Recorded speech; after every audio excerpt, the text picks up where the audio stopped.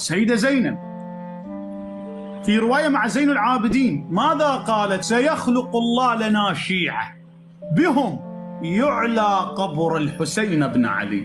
واليوم يشوفون قبر الإمام الحسين من كل دول العالم تتعناه. تخيلوا أهل السنة والتوحيد أكثر من الشيعة 1.5 مليار. بس شوفوا الحج اللي عند يوصل، يعني ما يحجون سنة وشيعة خوب 3 ملايين. يصير عندهم اختناق وأمر طارئ والدنيا تنخبص والوزارة منخبصة. 3 ملايين. شوفوا شيعة آل البيت 30 مليون، ودولة مرتبكة داخليا ما مستقرة.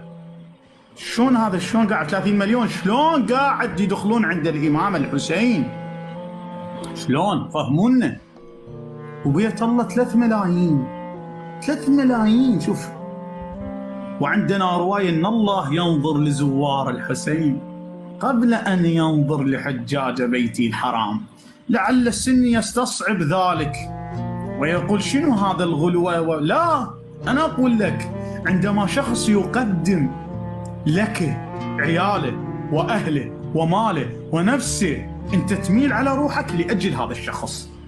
فالله قال هذول حجاجي صح مقبلين علي، ولكن هؤلاء ضيوف من قدم لي الصغير والكبير.